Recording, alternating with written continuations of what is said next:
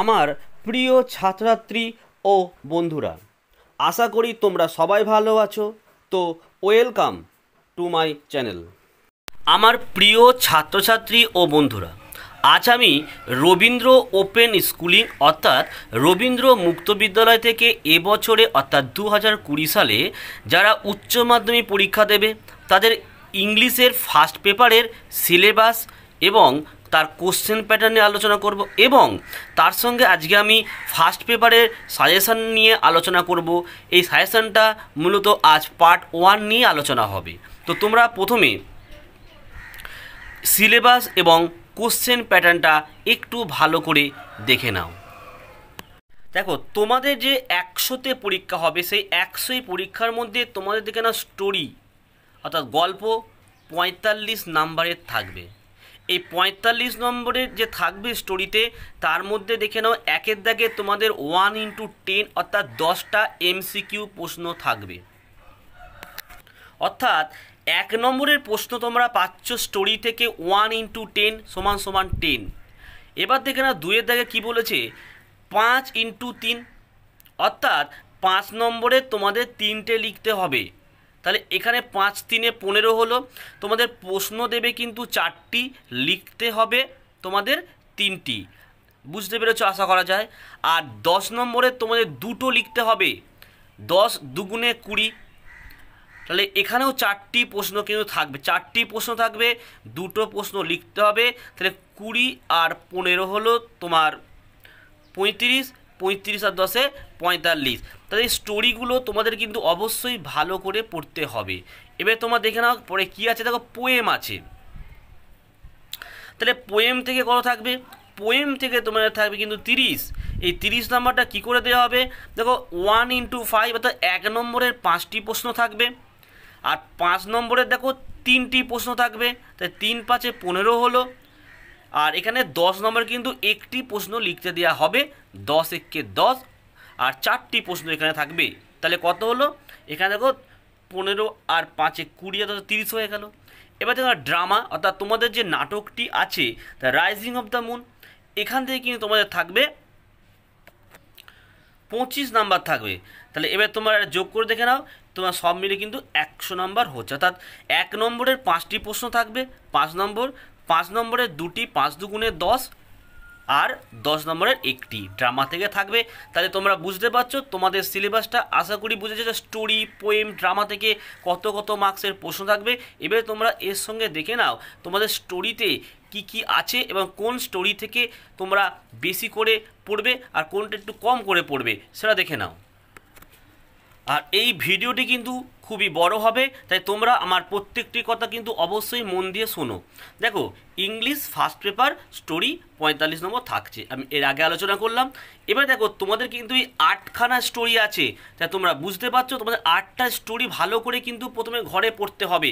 অর্থাৎ আমি যে সাজেশন দেবো এই সাজেশন পড়েই যে তুমি সব কমন পেতে পারো এটা কিন্তু নাও হতে পারে। অর্থাৎ আমার বক্তব্য হচ্ছে প্রত্যেকটা স্টোরি তোমরা আগে ঘরে রিডিং, তার বঙ্গানুবাদ এবং তোমরা যদি কারোর কাছে পড়ো তাদের যে প্রশ্নগুলো দিয়েছে তারা সেই প্রশ্নগুলো পড়বে, অবশ্যই পড়বে এবং তারপরে কিন্তু তোমরা আমার সাজেশনগুলো অবশ্যই পড়বে।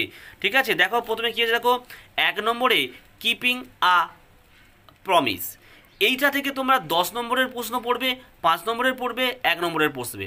আর 2 নম্বর দেখে নাও the Mahatma as school master, এখান থেকে কী পড়বে, 10 নম্বরের পড়বে, 5 নম্বরের পড়বে আর 1 নম্বরের পড়বে। আচ্ছা, 3 নম্বরে where the grass gross green, এখান থেকেও 10 5 1 পড়তে হবে। 4 নম্বরে ওল্ড প্রোভার্বস মেড নিউ, এখান থেকে 10 5 1 পড়তে হবে। অর্থাৎ এই প্রথম যে 4টে স্টোরি আমি দিয়েছি এই প্রথম 4টে স্টোরি থেকে অবশ্যই এখান থেকে 10 নম্বরের প্রশ্ন তোমরা কমন পাবে। 5 নম্বরের প্রশ্ন এর মধ্যে খুবই কম আসার চান্স আছে। নিচে যে 5 6 7 আর নিচে যে 4টে স্টোরি দিয়েছি আমি, এই 4টি স্টোরি থেকে অবশ্যই এখানে তোমরা 10 নম্বর পড়তে হবেই না, শুধু এখানে তোমরা 5 আর 1 পড়বে। তা 5-এ আছে কি, দেখো টাইমস অ্যান্ড দ্য মেশিনস। 6 আছে কি, দ্য ওপেন উইন্ডো। 7-এ আছে দ্য লাস্ট লিপ। 8 আছে অনফেয়ার। এই হলো তোমাদের 8টা স্টোরি।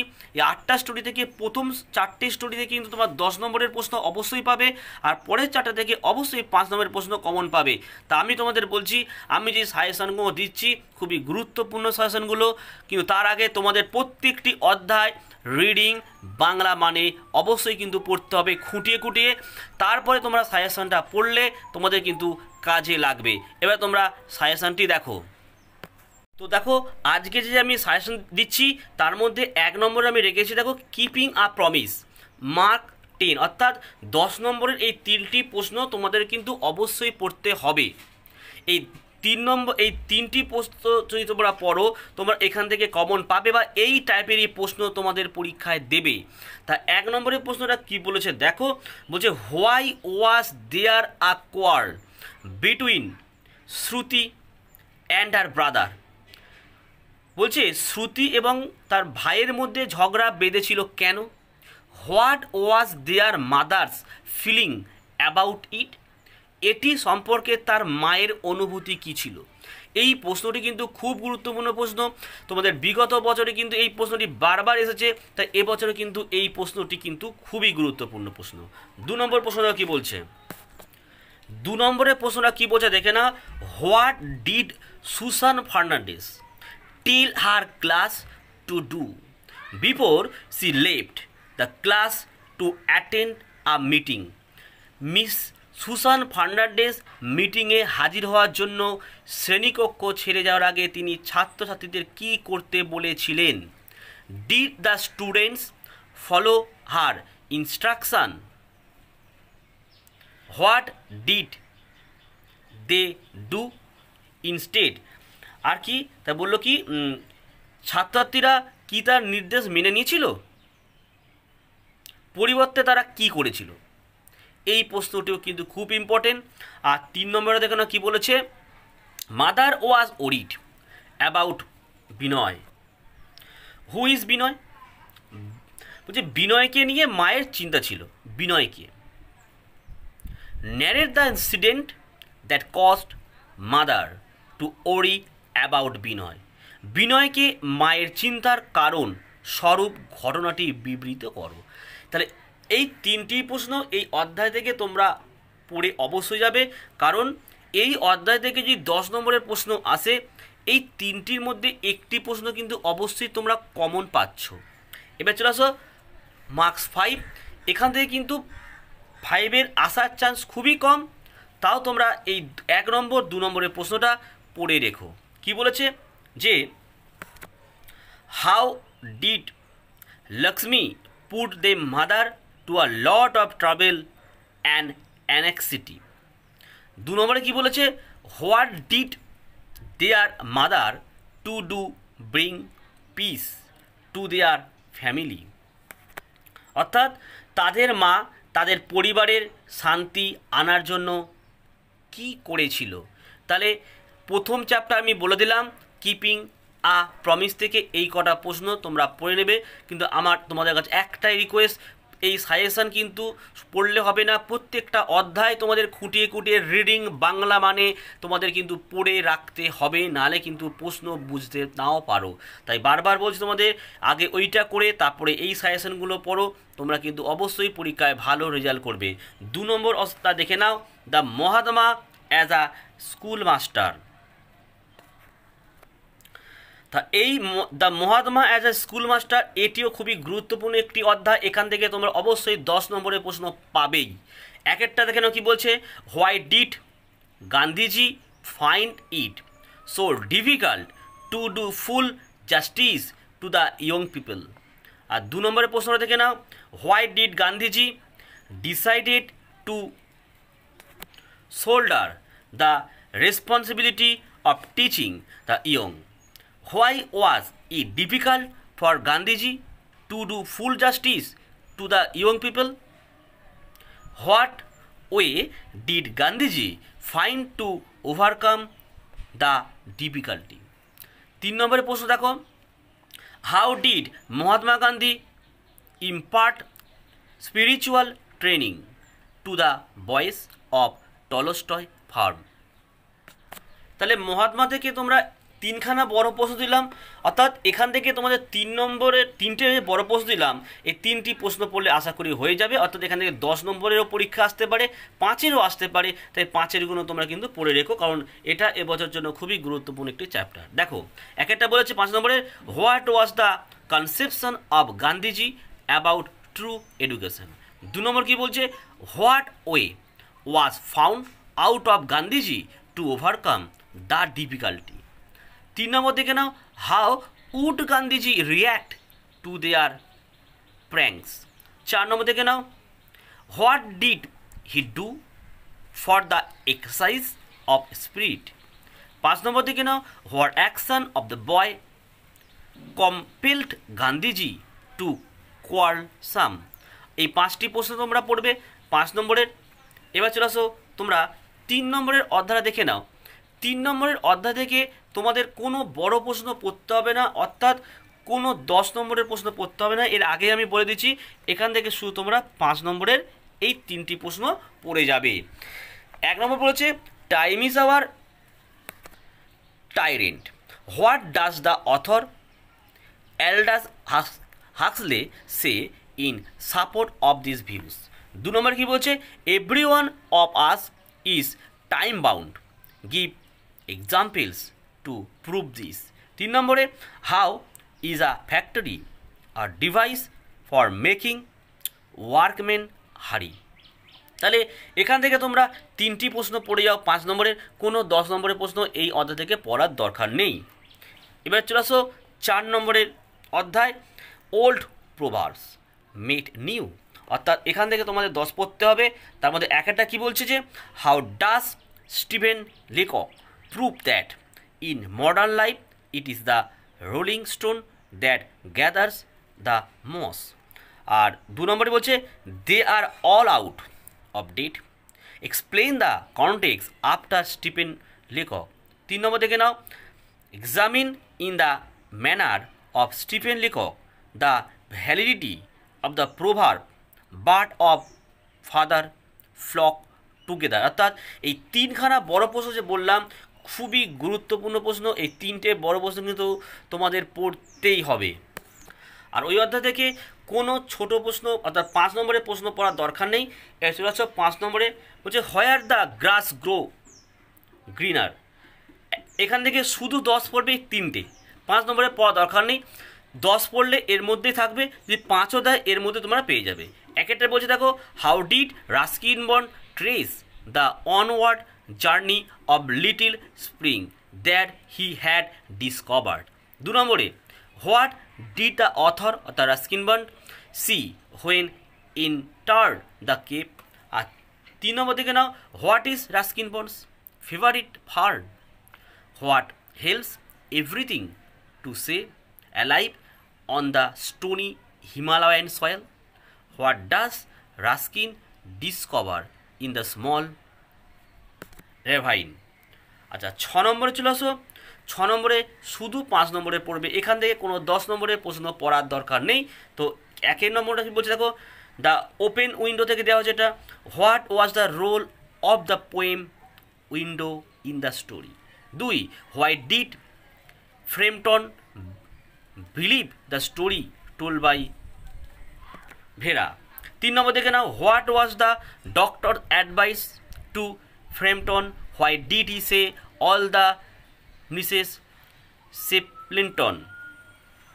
4 নম্বর দেখে নাও, what were Mrs Sheplinton's impressions of Mr. Nuttall। আর 5 নম্বর দেখে নাও, who give Mr.